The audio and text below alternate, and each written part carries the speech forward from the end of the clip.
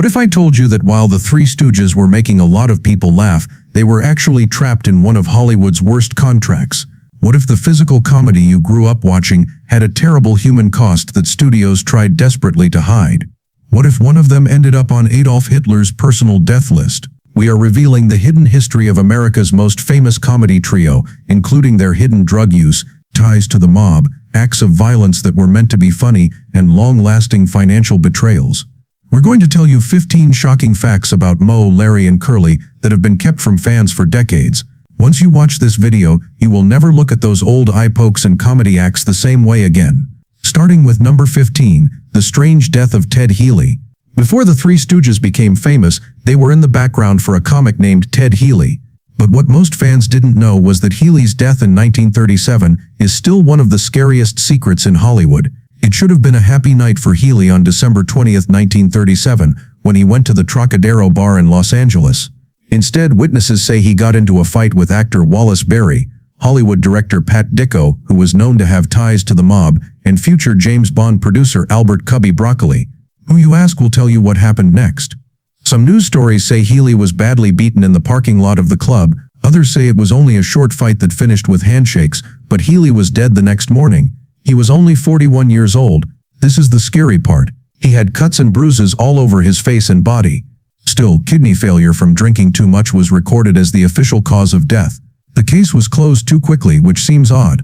A lot of people also think Healy was killed. If you think that's scary, wait until you hear how their most famous joke got its dark start. Fact 14. Being hit really led to the poke in the eye. It's something you've seen a million times. As the Three Stooges' signature move, that V-shaped finger jab to the eyes became very well known. That being said, fans never knew that this famous joke came from a real fight between the actors. It took place while the Stooges were playing cards for fun. Because Shump Howard has a short fuse, he started to think that Larry Fine was cheating on her. He jumped up from the table out of the blue and hit Larry straight in the eyes, not as a joke but out of anger. Lawrence was shocked and hurt. Shump was very angry. But Moe, who was always the observer and businesswoman, saw something great in that angry moment. It dawned on him that that action said everything about his anger without words. Soon after that, Moe added the eye poke to their routines, making a real violent moment into a great comedy moment. But remember that the move came from real anger and pain between friends every time you see it. The Stooges would have to deal with this trend of real violence turned into comedy for the rest of their lives. Fact 13. A bad experience Larry had as a child affected his job. To become a Stooge, Larry Fine had an accident as a child that almost killed him. Fans didn't know about this accident for decades. Larry Feinberg was born Louis Feinberg in Philadelphia. His family ran a business that fixed watches and jewelry. Larry thought a bottle of hydrochloric acid was a drink one day when he was only 4 years old. His dad saw him just in time and slapped the bottle out of his hand, but not before the acid burned Larry's wrist deep into the muscle and flesh. His arm was weak and shaking because of the damage that was done. In order to help their son get better, the boy's parents signed him up for violin classes. They were hoping that the moves of the bow and finger work would help the hurt limb get stronger again.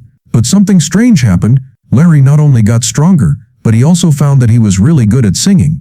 People loved how his graceful violin playing stood out in the middle of the Stooges' crazy acts, but not many people knew that it all started out so badly. When we talk about painful starts, their very first contract set the financial trap that would define their whole lives. Fact 12. The deal that cost them a lot of money. Think about this. You're one of the most famous comedians in the United States, and your movies are shown in theaters all over the country, but you're only making enough to pay your bills. Because of what might be the most unfair contract in Hollywood history, this was the Three Stooges' worst fear come true. The Three Stooges thought they had a safe future when they signed with Columbia Pictures in 1934, but what they were really walking into was a 23-year loan jail. Let me tell you the terrible truth. In more than 20 years, Columbia never gave them a real raise. Every Stooge only made $20,000 a year. That's about $400,000 today, but it was split among several people for work that was making the studio millions of dollars. Their funny shorts were some of Columbia's most successful movies. All of that success didn't seem to help the artists though. But here's the really cool part. The Stooges didn't own any of the rights to their movies. When those famous shorts started showing on TV in the 1950s and made a lot of money, the Stooges didn't get any of it. Studio head Harry Kahn used a cruel method called open option clauses to make the Stooges quit every year, even though they were afraid of being fired and couldn't get better terms. But being taken advantage of financially was only the start of their pain. Fact 11. The real injuries that were hidden by the fake fighting. The hair pulling, eye pokes and face slaps have been shown to you a million times. You likely didn't know that a lot of the violence in Three Stooges shorts wasn't played for laughs. Director Jules White thought that actors would respond more funnily to real pain, so he used real mallets, scissors and other dangerous props on purpose while filming. The sound effects were over the top, but the effects on the body were real and often very violent. Mo Howard had headaches all the time during his work because his hair was pulled violently for years. Multiple slaps to Larry Fine's ears caused major hearing loss, and he later showed signs of a tremor that doctors think was caused by repeated head trauma. Here is one of the most troubling examples. Larry was playing a human dartboard in a scene when someone accidentally stabbed him in the head with a fountain pen. They didn't stop shooting, instead they just fixed him up and kept going. Jules White was known for making the Stooges do dangerous scenes more than once, and he would often say one more take even if they were hurt from the first try. But no Stooge paid more in terms of body parts than Curly Howard. Fact 10. Curly's terrible double life. The Curly Howard you saw on TV, that silly active kid, was not at all like the real Jerome Howard. Behind the cameras was a man who was very lost and whose life had been full of sadness and loneliness. This will shock you. In fact, Jerome was thought to be pretty good looking when his dark wavy hair was straight. It was his pride and joy. When he joined the group, he was terrible when he found out he had to shave it all off. The real Jerome was shy and sad, and he liked being around dogs more than people. On screen he seemed happy all the time, but off screen he had 4 bad marriages and was drinking more and more. In 1945 he was dealing with major health problems that were being kept from his fans. The company knew that Curly's health was getting worse, but they kept filming instead of giving him time to get better. The people watching didn't see the small strokes Curly was having in the 1940s. The studio didn't stop shooting when Curly had his stroke in 1946, which ended his career. They just filmed around him, and Curly vanishes without a trace halfway through the short. From 1946 until his death in 1952, Columbia Pictures didn't help their former star, even though they made a lot of money from his movies.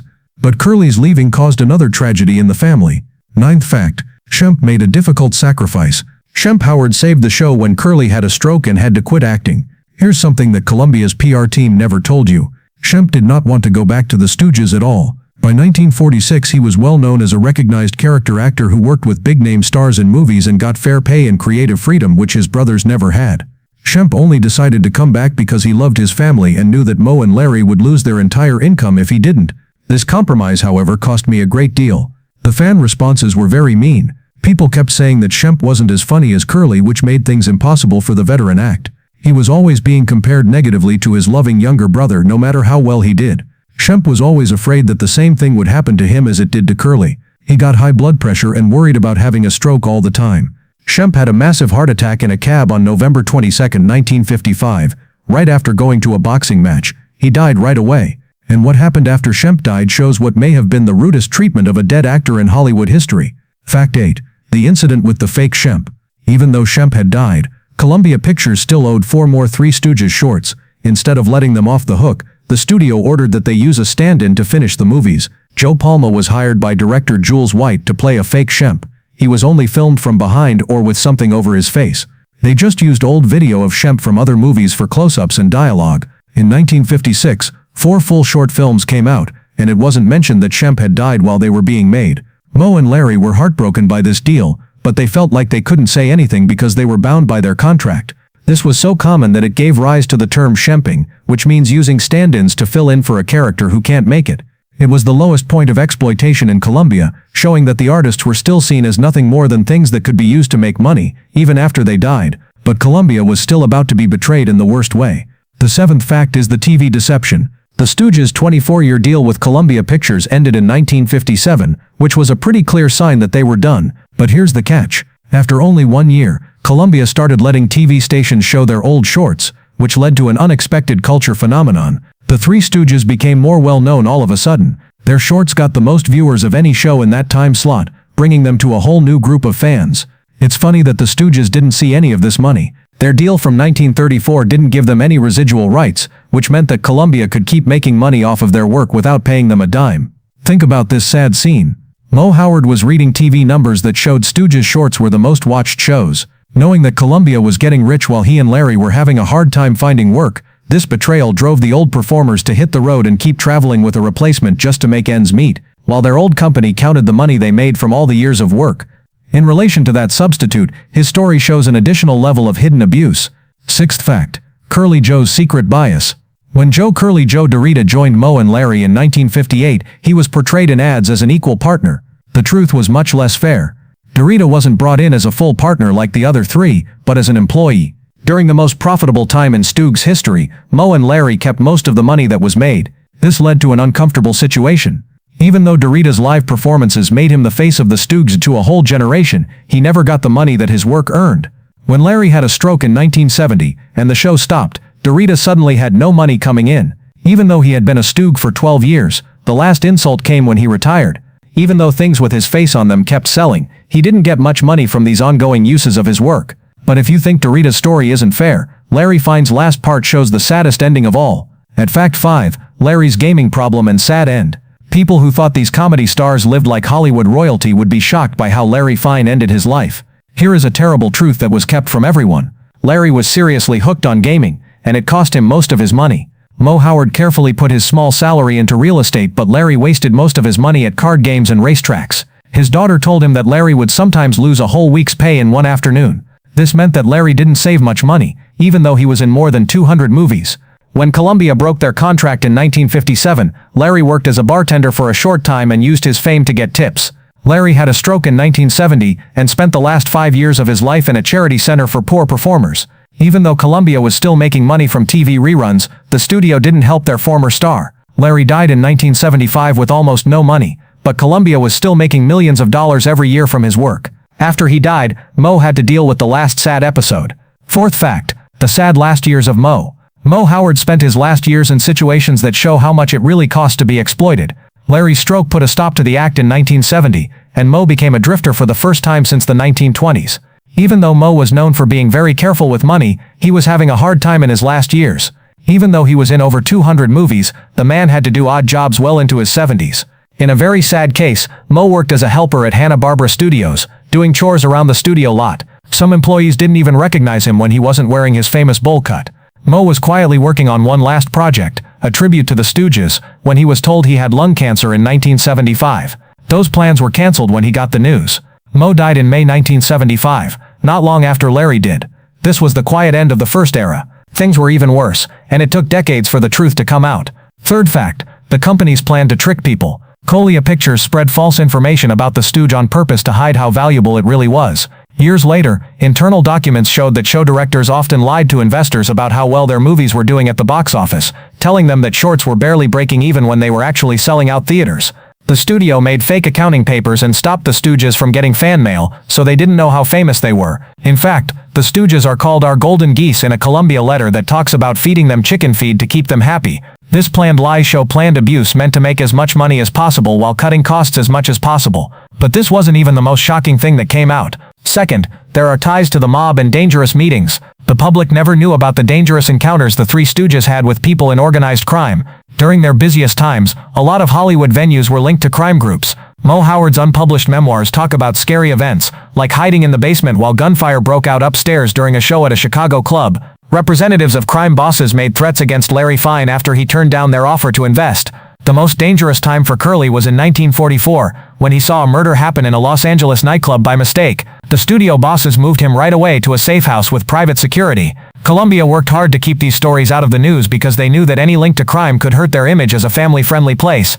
But maybe the most amazing secret fact about them puts their whole impact in perspective. First, here is Hitler's personal list of people he wanted to kill. And now for the most amazing secret that has been kept for decades.